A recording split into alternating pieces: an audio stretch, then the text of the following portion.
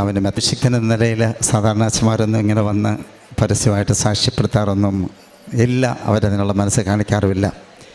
ഞാൻ അച്ഛനായിട്ട് 30 വർഷമാകുകയാണ്. 30ാമത്തെ വർഷത്തിലാണ്.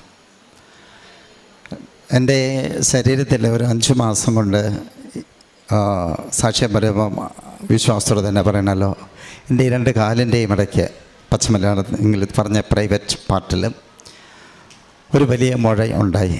ഏകദേശം നമ്മുടെ കണക്കി പറഞ്ഞ ഒരു ഇഡ്ഡലിയുടെ മുഴപ്പില്ലെന്ന് പറയും. അതിന് ചുറ്റും ഒരു 10-15 എന്താ പറയുക കടലക്കുരു പോലെ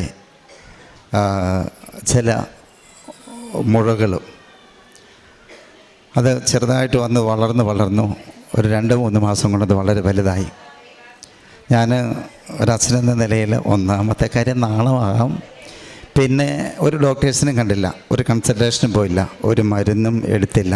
ഞാൻ പ്രാർത്ഥിക്കുമായിരുന്നു, ദൈവമേ, ഒരു അഭിഷിക്തൻ എന്ന നിലയിൽ അങ്ങനെയാണല്ലോ, ഒറ്റയ്ക്ക് താമസിക്കുന്നു, ദൈവമല്ലാതെ മറ്റാരും ആ സമയത്തൊന്നും ഉണ്ടാവില്ല. ഏതായാലും ഞാൻ കുളിച്ച് കഴിഞ്ഞ് തോർത്തി, ഞാൻ പഞ്ഞിയൊക്കെ വെച്ച് അതെല്ലാമായി.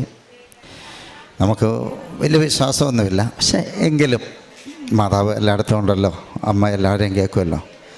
ഈ കഴിഞ്ഞ മാസത്തിലെ ഡോക്ടറെ വിളിച്ചു. എനിക്ക് ഡോക്ടർ വന്നൊന്ന് കാണണം. ഡോക്ടർ സ്ഥലത്തില്ലായിരുന്നു.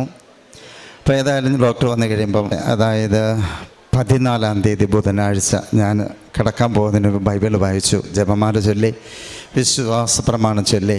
അമ്മയുടെ ഫോട്ടോ എൻ്റെ കട്ടിലിൻ്റെ അടുത്ത് ഞാൻ വെച്ചിട്ടുണ്ട്. അമ്മയോട് പറഞ്ഞ, അമ്മ മാതാവേ, ഞാനൊരു അഭിഷിക്തനാണ്, ഈ അവസ്ഥയിൽ നിന്നുകൊണ്ട് ഞാൻ എന്താ ചെയ്യേണ്ടേ? കുർബാന ചെല്ലണം, ആരോട് പറയും, എന്തു പറയും?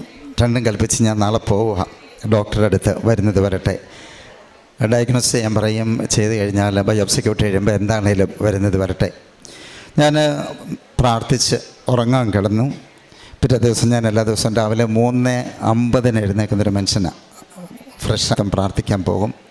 അപ്പം ഞാൻ എഴുന്നേറ്റ് ബാത്റൂമിൽ പോയി ഫ്രഷപ്പ് ആകുന്ന സമയത്ത് എൻ്റെ ശരീരത്തിലുണ്ടായിരുന്ന ഈ വലിയ മുഴ അവിടെ ഇല്ല.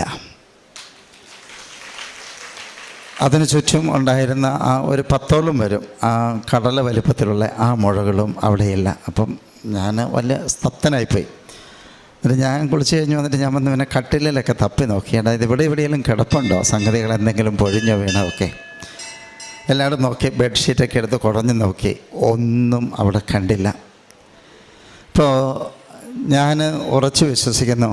ഇപ്പോൾ ഞാൻ അന്നേരമാണ് അമ്മയോട്, ഈ മാതാവിനോട് പറയുന്നത്, അമ്മ മാതാവേ, എന്നിട്ട് ഞാൻ വൈകിട്ട് പ്രാർത്ഥിച്ചു,